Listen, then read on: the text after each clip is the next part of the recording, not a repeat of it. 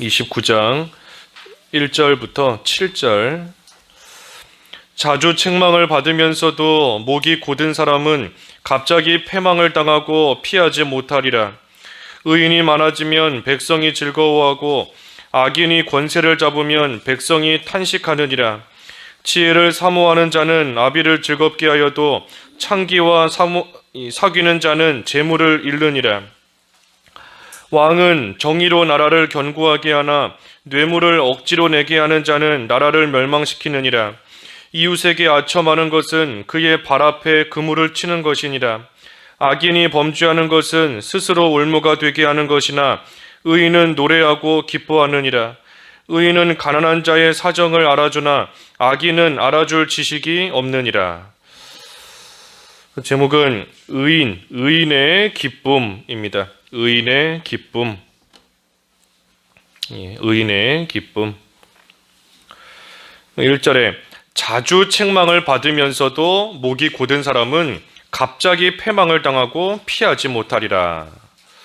1절의 말씀은 참 무서운 말씀인데, 책망을 자주 받으면서도 계속해서 목이 곧은 채로 나아가는 그러한 사람은 생각하지 못한 순간에 갑자기 패망을 당하고 또 그 패망을 피하지 못한다. 그랬으니 반드시 망하는 겁니다.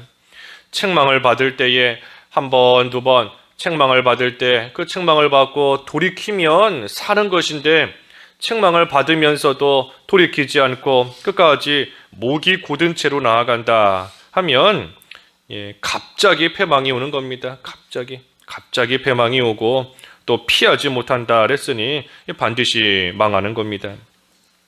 그래서 목이 곧은 사람이다, 목이 곧았다 하는 것은 이 말을 듣지 않는 겁니다.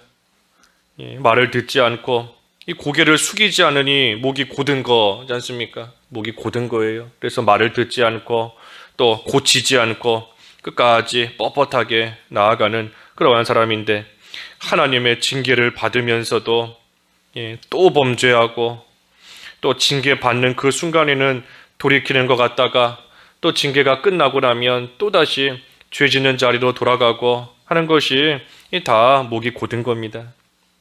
그래서 자주 책망을 받는다. 하나님께서 몇 번 이 회초리로 툭툭 치시는 겁니다. 하나님께서 회초리로 몇 번 툭툭 치시다가 그래도 듣지 않으면 결국은 크게 얻어맞는 겁니다. 그래서 징계를 받을 때에 돌이키고 또 책망을 받을 때에 돌이키고 끊으면 그래도 소망이 있는 것이지만, 그렇지 않고 책망을 자주 받으면서도 끝까지 그 길로 가면 결국은 망할 수밖에 없다. 2절은 의인이 많아지면 백성이 즐거워하고 악인이 권세를 잡으면 백성이 탄식하느니라. 의인이 많아진다. 선을 베풀고 의를 행하는 그러한 사람이 많아지면 이 백성들도 기쁘고 또 평안하기 때문에 그만큼 즐거워하는 겁니다. 의인이 많아지면 많아질수록 이 사람들이 기뻐하면서 즐거워하는 겁니다. 하지만 반대로 악인이 권세를 잡으면 이 백성이 탄식한다 그랬어요. 의인이 많아지면 즐거워하지만 악인이 권세를 잡으면 그 백성들이 탄식한다. 이 악한 자, 악을 도모하고 나아가며 또 악을 행하는 악인인데, 그 악인이 권세까지 잡았으니 이제는 자기 마음대로 그 악을 행할 수 있는 겁니다. 마음대로 하고 싶은 대로 죄 지을 수 있는 거예요. 그러니 그러한 모습을 볼 때에 백성들은 탄식하면서 또 그 악인을 피해서 숨는 겁니다. 어제도 우리 그 마지막 28절에 저도 보았죠. 악인이 일어나면 사람이 숨는다. 숨는 거예요. 그 악한 자로 인하여서 또 악한 자의 그 악을 행하는 모습과 죄를 짓는 그 모습으로 인하여서 또 많은 괴로움을 당하고 또 핍박을 당하고 할 수 있으니 탄식하면서 사람들이 다 숨어버리는 겁니다. 그래서 이것이 세상적으로 볼 때에도 자연스러운 이치입니다. 의인 곁에는 사람들이 많이 모여드는 것이고, 악인 곁에는 사람들이 다 떠나가는 것이 이 세상에서도 쉽게 볼 수 있는 그러한 이치예요. 그래서 사람들에게 기쁨과 또 즐거움과 평안을 줄 수 있는 그러한 의인, 그러한 사람 곁에는 사람들이 즐겁기 때문에 점점 모여드는 것이고, 하지만 그 반대로 죄 지으면서 남에게 손해주고 악을 행하는 그러한 자 곁에는 괴롭기 때문에 사람들이 점점 더 멀어지고 피하는 겁니다. 그래서 의인이 많아지면 백성들이 즐거워한다 그랬고, 3절에도 지혜를 사모하는 자는 아비를 즐겁게 하여도 창기와 사귀는 자는 재물을 잃느니라. 지혜를 사모하는 자, 지혜롭게 사는 자는 아비를 즐겁게 한다. 그 부모에게 즐거움을 주는 것이고, 또 조금 전에 앞에 2절에서 본 것처럼 다른 사람들에게도 또 즐거움과 기쁨을 주는 겁니다. 이 지혜가 바로 의예요. 의인이라 그랬는데 또 하나님의 말씀, 그것이 지혜인 겁니다. 그러니 하나님의 말씀대로 하나님을 경외하면서 또 의롭게 의를 행하면서 살아가는 그러한 자는 자기에게도 기쁨이 있고 또 남들에게도 이 기쁨을 주는 겁니다. 부모도 즐겁게 하고 주변의 백성들, 사람들에게도 또 즐거움을 줄 수 있는 겁니다. 하지만 반면에 창기와 사귀는 자는 재물을 잃는다 그랬어요. 창기와 사귀면 재물을 잃는다. 이 육신적으로도 이 음란한 가운데 빠지면 재물뿐 아니라 명예도 또 여러 가지 기쁨도 다 잃어버리는 겁니다. 재물을 쌓느라 고생하고 명예를 쌓느라 또 지금까지 고생하고 수고했지만 이 음란한 가운데 빠져서 한순간에 그 모든 거 다 잃어버리고 또 기쁨도 잃고 즐거움도 잃어버리고 슬픔과 탄식 속에 빠져버리는 그러한 또 모습 우리가 세상에서도 많이 볼 수 있습니다. 국회의원이 무슨 도지사가 장관, 차관이 그 자리까지 올라가려고 얼마나 많은 수고를 했겠어요. 그걸 쌓으려고 많은 고생했지만 음란한 가운데 빠졌다가 한순간에 다 잃어버리는 겁니다. 다 잃어버리고 뺏기는 거예요. 그래서 육신적으로도 그렇고 영적으로도 마찬가지입니다. 영적으로도 세상에 빠지면 믿음, 그동안 쌓아둔 믿음, 그동안 하나님을 섬기고 말씀을 순종하면서 조금이나마 자라난 것 같은 그러한 믿음, 또 실제로 자라난 그러한 믿음, 그거 세상에 빠지면 한순간에 다 잃어버리는 겁니다. 믿는 생활, 우리가 믿음의 진보가 또 영적으로 자라나기 위해서 참으로 해산하는 수고를 하며 많은 고생을 하는 것인데, 이 세상에 빠지고 영적으로 음란한 가운데 빠지게 되면, 육신적으로도 마찬가지고 빠지게 되면 그 믿음, 또 자라났던 거 한순간에 다 잃어버리는 겁니다. 그래서 창기와 사귀면 재물을 잃는다 그랬어요. 재물을 잃는다. 우리가 어제도 보았지만 풍족하게 되는 방법 중에 하나가 하나님을 의지하는 것이다 그랬습니다. 하나님을 의지하는 것. 그때에 우리가 하나님으로 인하여서 풍족하게 된다 그랬는데, 하나님을 의지하지 않고 하나님을 떠나서 음란한 가운데 빠지게 되면 다 잃어버리고 가난하게 되는 것이 또 당연한 이 수순인 겁니다. 그래서 하나님을 의지할 때 풍족하게 된다. 하나님을 의지하며 살아갈 때에 기쁨도 넘치는 것이고 즐거움도 넘치는 것이고, 또 하나님의 뜻이면 이 재물, 물질적인 것도 하나님의 뜻 가운데 또 풍족하게 해 주실 수 있는 겁니다.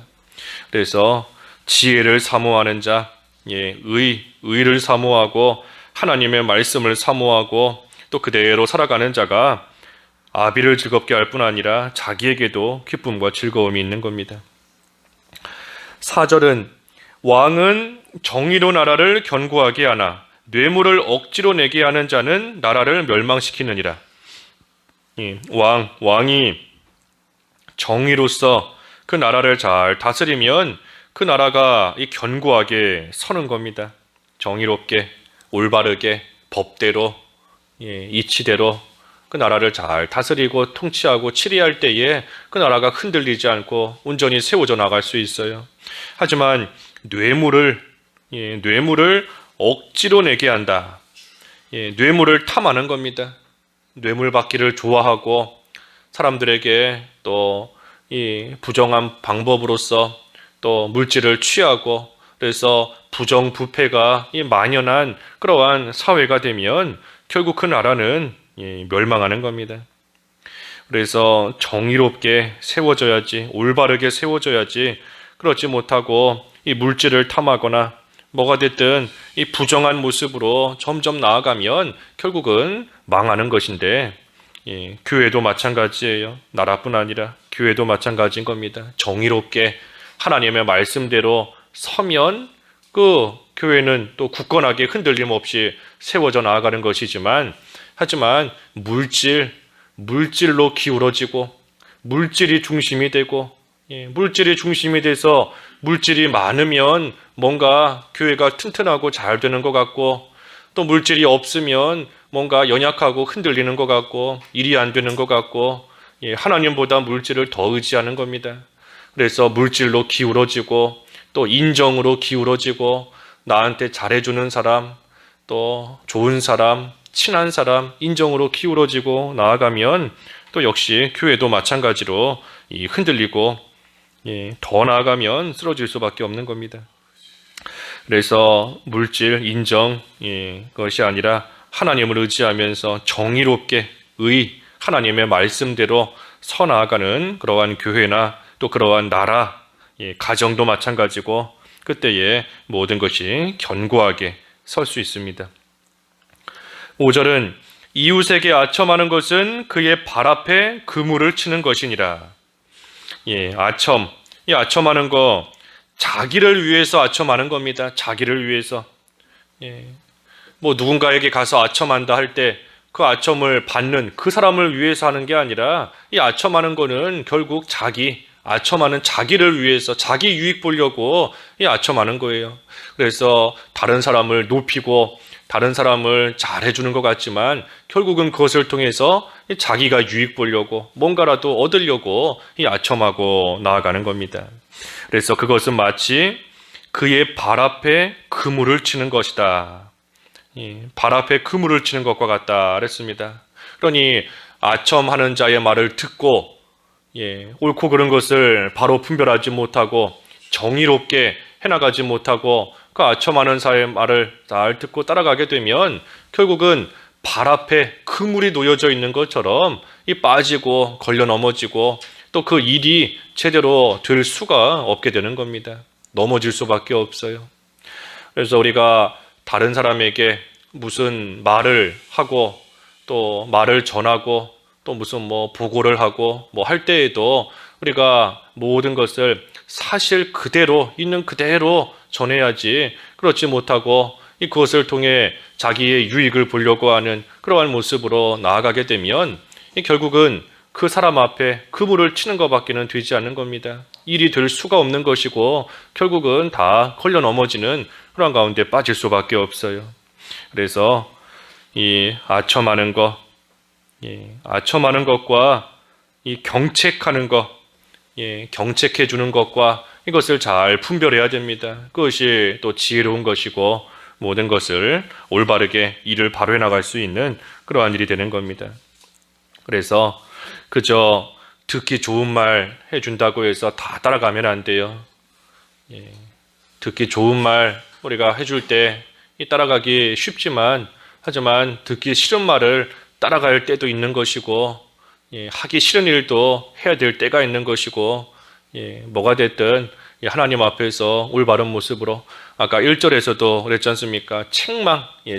책망도 받아야 될 때는 받아야 돼요.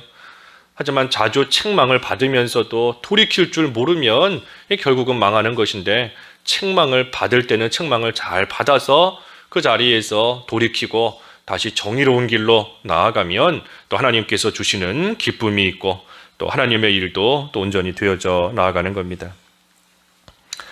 6절은 악인이 범죄하는 것은 스스로 올무가 되게 하는 것이나 의인은 노래하고 기뻐하느니라. 예, 악인이 범죄한다. 악한 자가 죄 짓는 것인데 악을 행하고 죄를 짓는 것은 그것이 스스로 올무가 된다 그랬어요. 그 죄악이 스스로 올무가 되는 것이기 때문에 결국은 걸려 넘어질 수밖에 없다는 겁니다. 죄를 짓고 악을 행하면 이 스스로 올무를 치는 것처럼 드는 겁니다. 그러니 이 말씀은 이 죄 지으면 반드시 망한다는 겁니다. 반드시. 악을 행하면 반드시 하나님의 심판이 따라온다는 거예요. 죄 짓는 그것이 스스로 올무가 되게 하는 것이다. 그랬으니 이 죄에는 반드시 하나님의 심판과 또 하나님의 징계가 반드시 따라온다는 겁니다. 하지만 의인은 노래하고 기뻐한다. 예, 의인은 늘 하나님과 동행하면서 하나님의 말씀 안에서 또 빛 가운데 걸어가는 거기 때문에 늘 즐겁고 기쁨이 있고 그 입에서 항상 노래와 찬양이 또 나오는 겁니다. 마지막 7절에 의인은 가난한 자의 사정을 알아주나 악인은 알아줄 지식이 없느니라 그랬습니다. 의인은 가난한 자의 사정을 잘 알아주는 자가 또 이 의인인 겁니다. 그래서 가난한 자의 형편을 살피고 그 자의 사정을 알아주고 잘 돕는 자, 그러한 자가 의인인 것이지만 하지만 악인은 알아줄 지식이 없다. 이 악인은 자기만 위하고 자기만 생각하는 겁니다. 가난한 자가 있는데 그 가난한 자를 알지를 못한다는 거예요. 모르는 겁니다. 알아줄 지식이 없는 겁니다. 그러니 오직 자기만 위하고 자기만 생각하고 딴 사람들은 어떻게 되든 그죠? 자기만 잘 되면 그걸로 또 족한 줄 아는 자가 악인이에요.